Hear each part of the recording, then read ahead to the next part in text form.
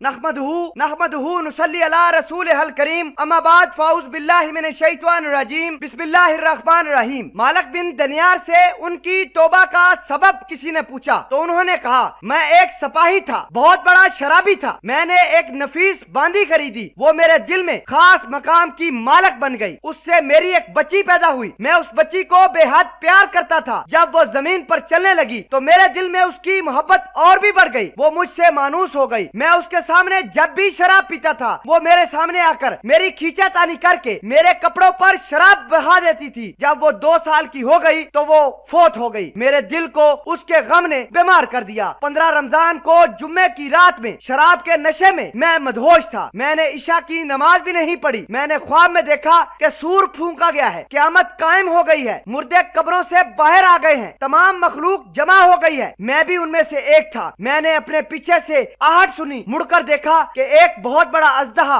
काले रंग का है, मुंह खोलकर मेरी तरफ आ रहा है। मैं खौफ के मारे भागने लगा। रास्ते में एक साफ सुथरे लिबास वाले शख्स के पास से गुजर हुआ। मैंने सलाम किया। बुजुर्ग ने जवाब दिया। मैंने कहा, बाबा मुझे उस अजदहे से बचाओ, मुझे पनाह दो। वो बूढ़ा शख्स रोने लगा और कहा कि मैं तो कमजोर और ज़ईफ हूँ, ये अजदहा बहुत जबरदस्त है, मेरे बस में नहीं। आगे चलो, आगे भागो, शायद अल्लाह तेरी निजात की कोई सूरत बना दे। हजरत मालिक बिन दीनार फरमाते हैं कि मैं आगे भागने लगा, एक बुलंद जगह पर चढ़ गया। उधर से मैंने जहन्नम के तबकात को झांक कर देखा, उनकी होलनाकियां देखी। करीब था कि अजदहे के खौफ से मैं उनमें गिर जाता। मुझे किसी ने आवाज देकर कहा, चले जाओ यहाँ से, तुम्हारी जगह यहाँ नहीं है। हजरत मालिक बिन दीनार फरमाते हैं कि मैं वापस लौट गया। अजदहा मेरे पीछे था। मैं उसी बूढ़े के पास गया और कहा, बाबा मैंने आपसे दरखास्त की थी कि मुझे अजदहे से बचाओ, मेरी जान छुड़वाओ, आप कुछ क्यों नहीं करते? वो बूढ़ा फिर रोने लगा और कहा, मैं बहुत कमजोर हूँ, अलबत्ता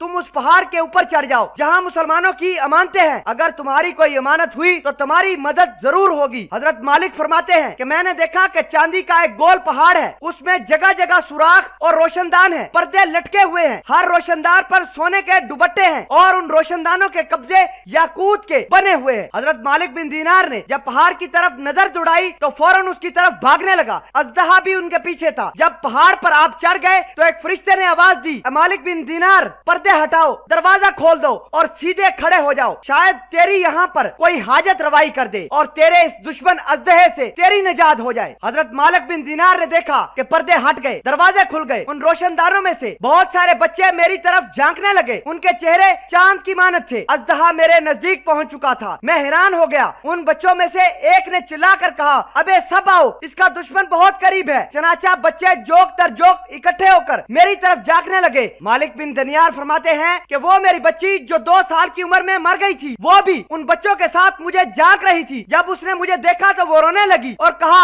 हाय ये तो मेरा बाप है। फिर उसने फौरी तौर पर नूर की जरमट से तेजी से आकर छलांग लगाई और मेरे सामने खड़ी हो गई। उसने अपना बायां हाथ मेरी तरफ बढ़ाकर मेरा दायां हाथ पकड़ लिया और अपने दाएं हाथ को अजदहे की तरफ बढ़ा दिया। वो अजदहा भाग गया। फिर उसने मुझे बिठाया और मेरी गोद में बैठ गई और अपने दाएं हाथ से मेरी दाढ़ी पकड़कर कहा, ए अब्बा जान, क्या मोमिनों के लिए वो वक्त नहीं आया कि उनके दिल में अल्लाह के जिक्र के लिए झुक जाएं? मालिक बिन दिनार ने फरमाया कि मैं रोने लगा और मैंने कहा, क्या बेटी तुम लोग भी कुरान को जानते हो? बेटी ने कहा, हाँ अब्बा जान, हम आपसे ज्यादा जानते हैं। इमाम ने फरमाया कि अजदहे के बारे में क्या जानती हो जो मुझे हलाक करने के लिए आया था? बेटी ने कहा, बाप वो तेरा बुरा अमल है जो तुझको जहन्नम में दबोचना चाहता है। मालिक बिन दिनार ने अपनी बेटी से कहा, क्या बेटी तुम इस पहाड़ पर क्या करती हो? बेटी ने कहा, हम सब मुसलमानों के बच्चे हैं, हम क़यामत तक रहेंगे, तुम्हारे इंतजार करेंगे। जब तुम आओगे तो हम अल्लाह के हुजूर तुम लोगों की सिफारिश करेंगे। हजरत मालिक बिन दीनार फरमाते हैं कि मैं घबरा कर उठा।